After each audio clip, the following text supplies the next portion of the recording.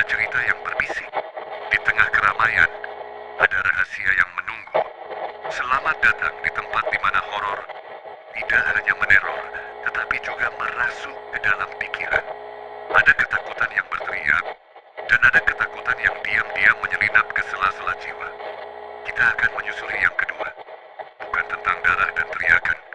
Ini tentang getaran di tengkuk, bisikan dari masa lalu, dan bayangan yang tak pernah benar-benar pergi.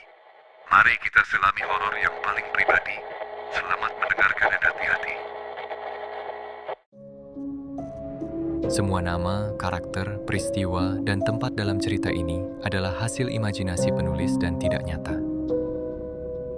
Kesamaan dengan kejadian atau orang, baik yang masih hidup maupun yang sudah meninggal, adalah kebetulan belaka dan tidak disengaja. Koridor 7B.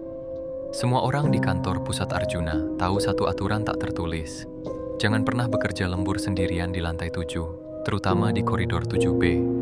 Koridor itu biasa-biasa saja di siang hari. Deretan ruang meeting kecil dengan kaca buram, mesin fotokopi tua yang suka macet, dan satu pantry mini yang selalu berbau susu basi. Tapi setelah jam 9 malam, ketika lampu-lampu utama padam dan hanya tersisa lampu darurat yang menyala kehijauan, koridor itu berubah. Awalnya, itu hanya bisikan. Laporan tentang suara ketukan di kaca ruang meeting, bukan dari dalam, tapi dari antara kaca-kaca tersebut, atau bayangan sekelebat di pantulan mesin fotokopi yang mati, yang terlihat sedang memindai sesuatu yang tidak ada. Orang-orang menganggapnya sebagai kelelahan, imajinasi yang diperparah kopi instan dan tekanan deadline. Sampai satu persatu, mereka yang melanggar aturan itu mulai hilang. Bukan hilang secara fisik, mereka tetap datang kerja, tapi mereka menjadi berbeda. Seperti Andi dari akuntansi yang dulunya periang, sekarang hanya bisa duduk membisu di kubikelnya, menatap fixed ke monitor, jemarinya mengetik di atas keyboard.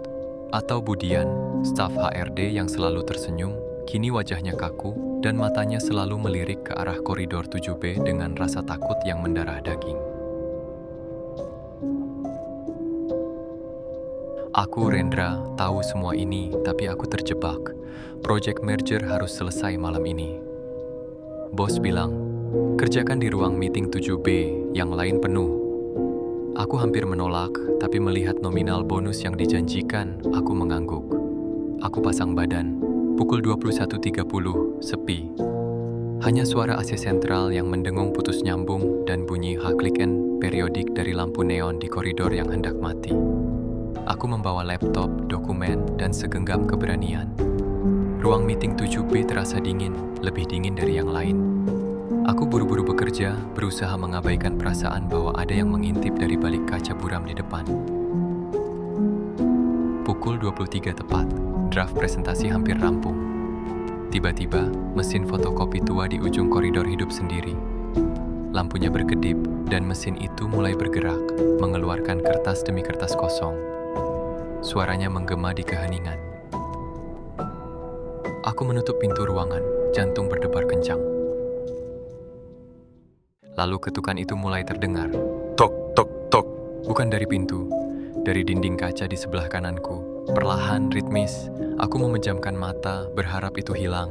Saat kubuka, napasku tersangkut. Di balik kaca buram, muncul sebuah bayangan. Bukan bayangan manusia, tapi bentuk yang terlalu tinggi dan kurus. Dengan kepala miring di sudut yang tidak wajar, ia tidak bergerak, hanya mengetuk. Tok, tok, tok.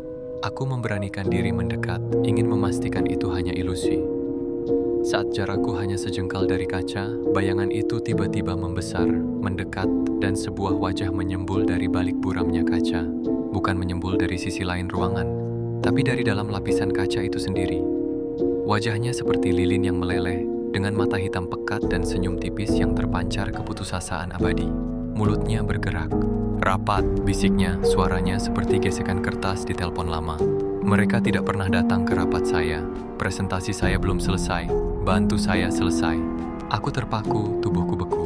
Wajah itu mulai keluar dari kaca, seperti sosok 3 dimensi yang merayap keluar dari permukaan 2 dimensi. Tangannya, panjang dan jari-jarinya terlalu banyak, meraih ke arahku. Refleks, aku mengambil cangkir kopi panas dan menyiramkannya ke arah kaca. Wajah itu mengernyit kesakitan, mundur sedikit, tapi tidak menghilang. Senyumnya menjadi jahat. Aku berbalik, ingin lari, tapi pintu ruang meeting tidak bisa dibuka, terkunci dari luar, atau dari sesuatu di luar. Dari celah bawah pintu, kulihat bayangan-bayangan kaki berdiri diam di koridor. Banyak, sepasang sepatu pantofel hitam yang aku kenali milik Andi, sepatu heels Budian, dan lainnya. Mereka menunggu rekan meeting mereka yang baru. Aku melihat laptopku, presentasi, baris terakhir tertulis, meskipun aku yakin belum mengetiknya. Kesimpulan, di koridor 7B, karyawan tidak pernah benar-benar pulang. Mereka hanya bergabung dengan rapat yang tidak pernah usai. Wajah di kaca itu sudah hampir sepenuhnya keluar. Tangannya yang dingin dan berkepalan banyak jari hampir menyentuh bahuku. Aku mengambil jalan satu-satunya. Aku menarik kursi rapat dan memecahkan kaca jendela besar di sisi lain ruangan. Kaca yang menghadap keluar gedung, bukan ke koridor. Angin malam menerpa, 7 lantai ke bawah. Di belakangku, suara mesin fotokopi semakin kencang, memuntahkan kertas-kertas berisi tulisan "bergabunglah" berulang-ulang. Aku bersiap untuk memanjat ke pinggir jendela yang pecah, pilihan antara terjatuh atau bergabung dengan rapat itu. Saat aku melirik ke belakang untuk terakhir kali, kulihat wajah itu sudah sepenuhnya berada di ruangan, dan di belakangnya, melalui pintu kaca yang tadi ditempelinya, koridor 7B kini penuh sesak dengan orang-orang, atau sesuatu yang dulunya orang-orang. Mereka semua memandangku dengan tatapan kosong dan senyuman tipis yang sama, siap menyambut anggota baru untuk rapat abadi mereka. Dan perlahan pintu ruangan itu terbuka. Horor terbesar seringkali bukan berasal dari monster, tapi dari kedalaman pikiran kita sendiri. Terima kasih telah membiarkan imajinasi kalian menerawang bersama kami sampai bertemu di petualangan gelap berikutnya. Setiap cerita adalah cermin dari ketakutan kita yang paling dalam. Semoga kita semua bisa belajar untuk berani, meski hanya sedikit. Terima kasih sudah menonton dan mendengarkan.